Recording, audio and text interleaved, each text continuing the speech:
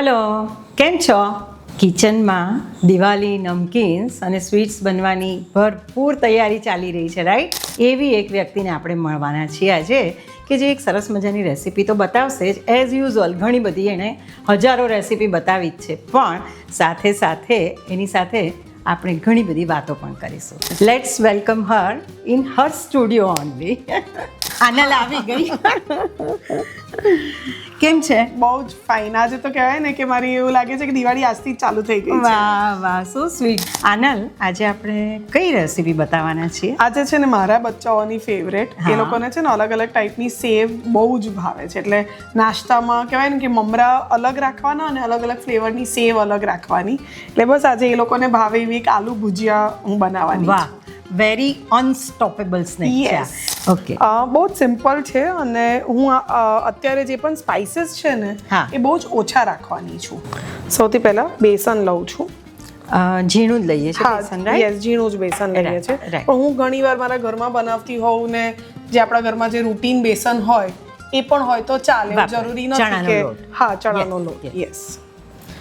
ચોખાનો લોટ લઈએ છીએ. જેટલું બેસન છે એનાથી અડધો ચોખાનો લોટ. ઓકે. યુઝ્યુઅલી બંને હાફ હાફ બી થતું હોય છે. એટલે બહાર જે આલુ ભુજિયા હોય એ થોડા વ્હાઇટિશ કલરના હોય છે, પણ મારા બચ્ચાઓને બેસનની ફ્લેવર વધારે ભાવે છે એટલે હું આવી રીતે લઉં છું. ઓબ્વિયસ, ગુજ્જુ. યસ. હવે આમાં આ બહુ જ ઇમ્પોર્ટન્ટ છે.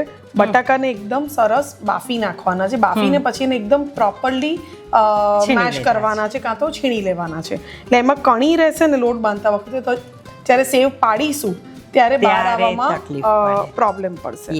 એટલે એ ખાસ ધ્યાન રાખવાનું છે. સો હું બટાકા લઉં છું. અત્યારે મેં 4 નંગ બટાકા લીધા છે. બધા મસાલા છે. હળદર, થોડું લાલ મરચું, હું થોડુંક ઓછું નાખીશ. લાલ મરચું યુઝ્યુઅલી આલુ ભુજિયા વધારે સ્પાઇસી હોય, પણ હું મારા ઘરે સ્પાઇસી નથી બનાવતી બચ્ચાઓના માટે. ધાણા જીરું, આની અંદર સંચળ હોય છે સારી એવી માત્રામાં, એટલે સંચળ લઈએ છીએ. આમચૂર પાવડર, થોડોક ગરમ મસાલો અને સૂંઠનો પાવડર.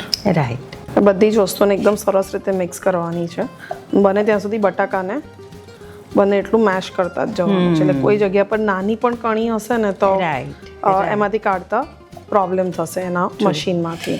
1 ચમચી તેલ નાખું.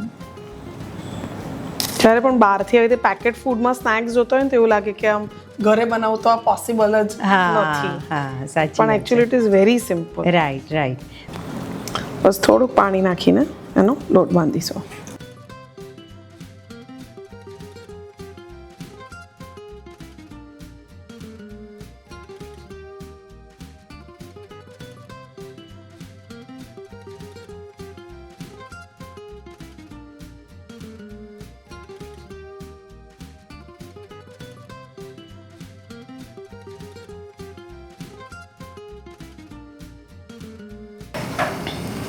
ફાઇનલી સેવને ફ્રાય કરીશું. અત્યારે મેં ફોર્ચ્યુન સનફ્લાવર ઓઇલ લીધું છે. મને યુઝ્યુઅલી આ ઓઇલ એટલે ગમે છે બિકોઝ આનાથી મેં જોયું છે કે કોઈ પણ નમકીનમાં ઓઇલ નથી ભરાતું. ઓઇલ વાળી જે ટિપિકલ અમુક વાર સ્મેલ આવતી હોય કે ફીલ આવે એવું આમાં નથી થતું. Very true. એની વિસ્કોસિટી જે પતલી છે ને એના. હા.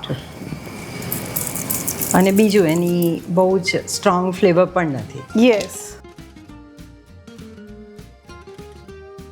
મેં અત્યારે જે 2nd નંબરની જે સેવની જાળી આવે છે એ લીધી છે.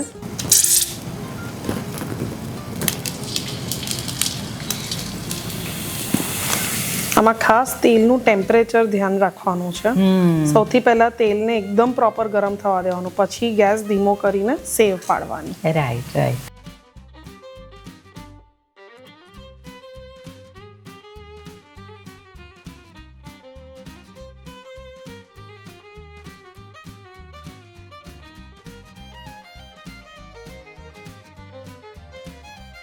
એકદમ સરસ ક્રિસ્પી થઈ ગઈ છે.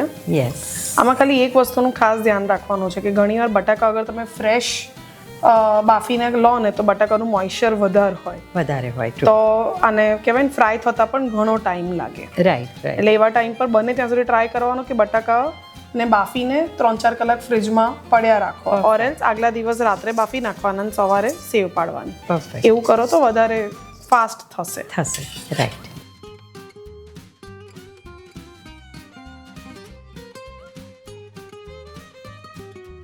એકવાર ટેસ્ટ કરશો? વાહ વાહ